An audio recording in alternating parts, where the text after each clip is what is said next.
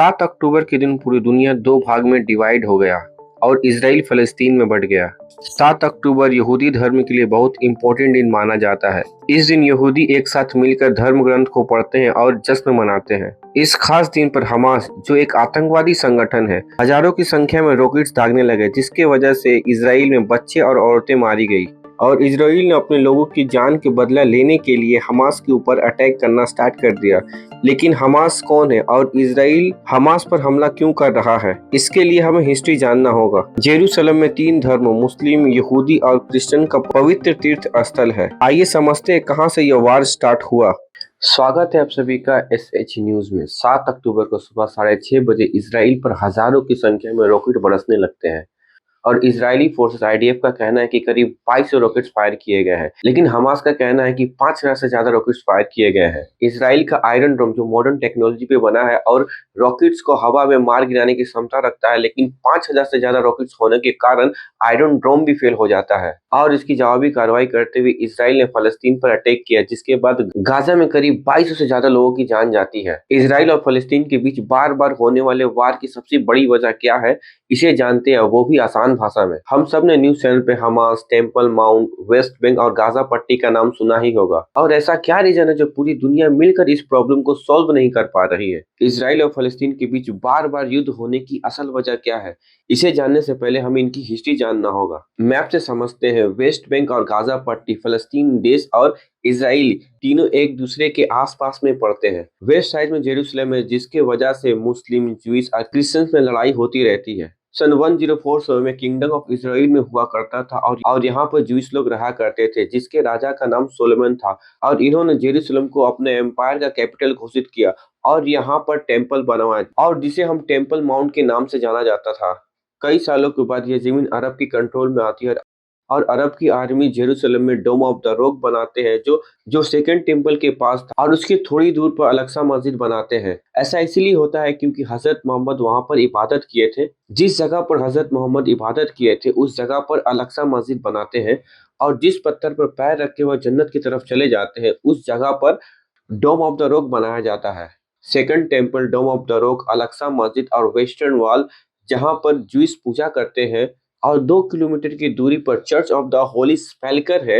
ये सभी religious places 37 acres के एरिया में आते हैं, जो मुस्लिम, क्रिश्चियन, ज्यूइश सबके लिए बहुत ही इंपॉर्टेंट प्लेस है। सन 1891 में ज्यूइश राइटर लुईस पिंकर ने एक किताब लिखी और इस किताब में ज्यूइश राइटर ने यह लिखा था कि पूरी दुनिया में ज्यूइश के ऊपर अत्याचार हो रही है और ज्यूइश बहुत बुरे हाल में। इस हाल से निकलने के लिए ज्यूइश को एक अपना देश बनाना होगा, तभी वो शांति और सुकून से रह पाएंगे, जिसकी वजह से एक मूवमेंट स्टार्ट होता है। 1914 में ब्रिटेन और जर्मनी के बीच में वर्ल्ड वार होता है और जर्मनी के सपोर्ट में ऑटोमन एम्पायर आता है और ऑटोमन एम्पायर आने की वजह से ब्रिटेन काफी कमजोर लगता है, जिसके लिए ब्रिटेन ने रशिया और अमेरिका के ज्यूइश को अपनी तरफ मिलाया और ब्रिटेन ने ज्यूइश से वादा किया कि वो वार जीतने के बाद ज्यूइश को एक नया देश बनाकर देंगे, जिसके लिए ब्रिटेन ने बेल्फोर डिक्लेरेशन को भी साइन किया।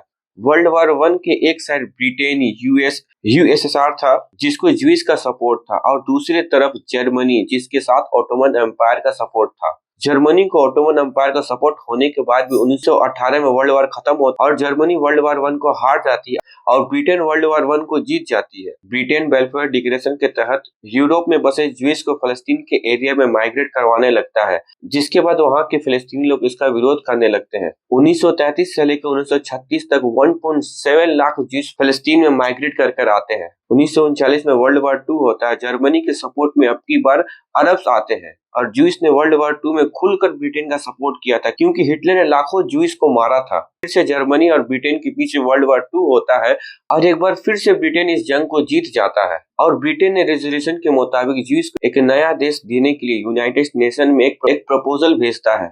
यूनाइटेड नेशन ने ज्यूइश के लिए इजराइल देश बनाने का प्रपोजल दिया, ने इसका खुलकर सपोर्ट किया और फलस्तीन में रहने वाले लोगों के लिए फलस्तीन देश बनाया और जेरूसलम को अपने पास रखा, क्योंकि जेरूसलम मुस्लिम, ज्यूइश और क्रिश्चियंस के लिए रिलीजियस प्लेस है। 1964 में अरब देशों ने मिलकर PLO, फलस्तीन लिबरेशन ऑर्गेनाइजेशन बनाई। PLO फलस्तीनियों को पॉलिटिकल और आर्मी का सपोर्ट करती है, जिसके बाद इजराइल और फलस्तीन में बार बार युद्ध होना स्टार्ट हो जाता है। फलस्तीनियों ने 1967 से लेकर 1977 के बीच 29 एरोप्लेन हाईजैक किए और 1972 में ओलंपिक में फलस्तीनियों ने जर्मनी के अंडर इजरायली एथलीट्स पर हमला किया, जिसका रिवेंज लेने के लिए इजराइल ने लेबनान के ऊपर हमला कर दिया और 1800 से ज्यादा लोगों को मार दिया। जिसके बाद फिलिस्तीनियों ने 1980 में हमास ऑर्गेनाइजेशन को बनाया, जिसके बाद हमास ने लगातार इजराइल के ऊपर अटैक किया और इजराइल और हमास के बीच वार होना स्टार्ट हो गया। इजराइल और हमास के बीच में होने वाले वार को हम सेकेंड वीडियो में कवर करेंगे। आप सभी को हमारा ये वीडियो कैसा लगा आप हमें कमेंट में रिप्लाई दें और आप सभी से रिक्वेस्ट है कि सब्सक्राइब करें और शेयर करें। धन्यवाद।